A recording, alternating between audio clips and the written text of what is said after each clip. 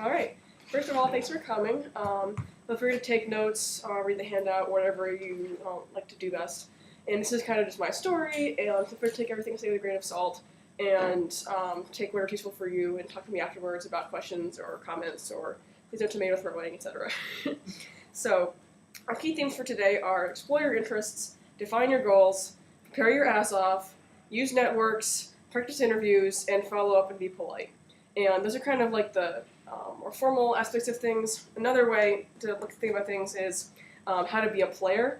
And in jobs, you want to be a player so that you can get out there and be assertive. And the main theme of how you get a job in a nutshell, I'll start off with a nutshell, expand, and then recap, is that you want to figure out what you want, who you are, figure out where you need to find what you want to get where you need to go, apply for it, like make a move, and then follow up, thank people you've talked with, and hopefully, get a job or something. In terms of getting dates, this process is somewhat similar in that you have to figure out who you like. Are they attractive? Are they not? What are your likes, dislikes? Applies to jobs as well. Turn offs, turn ons, and then kind of go for what you want. If you get told no, you move on and repeat. And the key thing is not to get discouraged, not to get down about a tough market or a tough date environment. So, pardon? I suppose, yeah. So again, overview. Figure out what you want, get out there and make a move, go for what you want. You get told no, move on and try again. That's the key part to getting a date or a job. So, moving on to jobs. Like applying to college or finding a date, you gotta figure out who you are, what you like. So in high school, when I was applying to colleges, I wrote essays, not just for the Common App and stuff, but just about who am I. I wrote an essay about running, or an essay about how I think with language and math. I wrote an essay about, just who are you? And once you figure out who you are, it's easier to figure out where you want to go, what you're interested in, because you have to first know yourself, like the, Apollo prophet, or whatever said, the Sybil, sorry. And so once you figure out who you are, it's easier to express that to others, because if you're like, I just want a job that pays me, or I just want to get sex, no one's going to give you any jobs or sex. So you have to figure out what you want and why it matters to you. I'm really interested in the fact that you like John Mellencamp or whatever because I've been at all his concerts, or I'm really interested in nonprofit business models because of whatever. You got to figure out what you're interested in and communicate that so that they know, why they should care about you and say yes to you, jobs or dates-wise.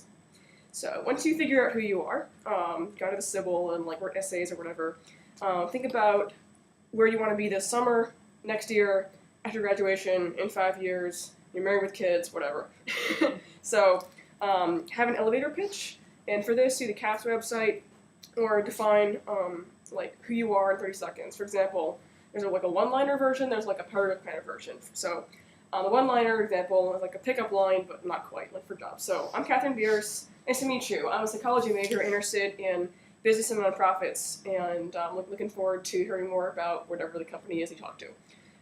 As opposed to, I'm Catherine Bierce, I'm interested in opera and restaurants, and I like to go for a long Westminster Drive.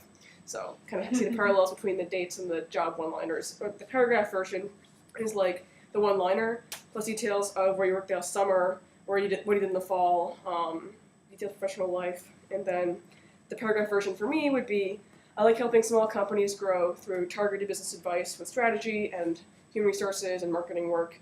And I'm interested in helping companies be more environmentally and socially responsible, and helping nonprofits be more efficient and accountable. That's the longer elevator pitch or speech that you would want to say if you're meeting the CEO in an elevator and you have 30 seconds to make your case for why that you care. Okay. So next is prepare your ass off.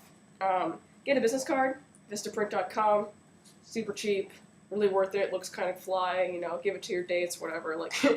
Business cards make you look more professional. It can be very simple, as your name, email, graduation year, major, etc. It doesn't have to be super fancy, although you can do the premium business cards, upload the Phoenix logo or something from Chicago.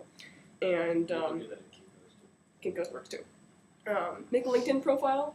LinkedIn.com is like Facebook for jobs, and really useful for meeting people in the working world. Facebook, I prefer to look at basically LinkedIn is kind of like having a resume online, and you have a photo and what your work experience is, what you're interested in, and they have groups that are cool, things like Common Good Careers or nonprofit marketing or whatever that you can join and contribute to and learn about events in downtown and meet cool people wearing suits with power and all that good stuff.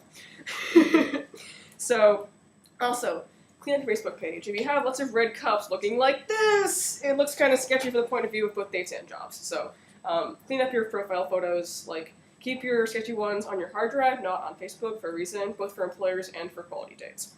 So, play the part. Like, you wouldn't wear a prom gown to your first date at a coffee house. You also would not wear wrinkled jeans and a smelly t-shirt to an interview.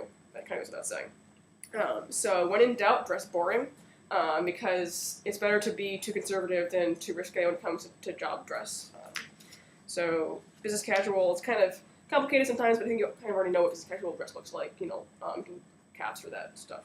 So this next part of preparing is get a resume, find out what that is, go to CAPS, get it reviewed. CAPS gets kind of a bad rap for being useless or boring or stupid, but if you actually have a specific question or need to get a resume review to get on the Career Connection site, like they're useful for helping you get where you want to go once you have a goal in mind. But if you don't know what you want, or it's like going to a dating service saying, I don't know what I want, well, they're not going to be able to help you find what you want unless you know what you want. So having a resume reviewed at CAPS and having an idea where you want to end up is helpful. Also, resume should be one page at the most. If you have it more than one page, they won't read the second page because people are lazy, so keep it short, concise. However, curriculum vitae are like your entire life's work. So if you're a professor for 30 years, you have like a million papers you published. It can be 30 pages long of everything you ever published, or conferences you've talked at, and so you plan to do that now as a student, but if you're interested in being an academic, professor, or whatever, you're going to want to have a long CV, but a resume is like a snapshot of who you are on one page. Cover letters are, you know these are cover letters are? Yeah, okay. So they just like a one-page summary of I fit with the job, why you're qualified, why me, etc. Kind of, I'll see that this is all on CAPS website too. So I also recommend once you have a job interview lined up that you go to a practice interview at CAPS because once you have again a goal in mind, they can help you get to that goal. And if you want feedback before the things actually count, it helps to get a practice interview, and they're helpful for that. And so CAPS is not totally useless, but they're not going to hold your hand, but the more prepared you are, the more they can help you. Okay, next category.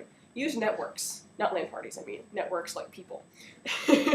So, to find a job, this is where there's a little bit of divergence between the jobs and finding dates happens, because you can stalk jobs, don't stalk dates. It's cool to go to an employer's website and say, I'm interested in Morgan Stanley, and all their jargon is listed on the website, how they see the world, or how they're interested in stuff, or, jargon like educational inequity is big as Teach for America. And when you meet an employer representative or a recruiter, you can throw the jargon back at them and be like, hey, I did my homework, hire me, as opposed to going on a date and being like, your Facebook page is so cool, I'll quote their words on Facebook's page, that's kind of creepy. But for jobs, it's normal, so stalk your jobs, not your dates. Yeah? I just have like a quick question on sort of the power structure involved, like the difference between dates and jobs. Like, isn't the main difference between dates and jobs that like, if someone asks you on a date, you can respectfully say like, well, I'll try to make time for it. Whereas like, if someone says like, you have a job interview at this time, you're like, well, don't count on it. I might be there.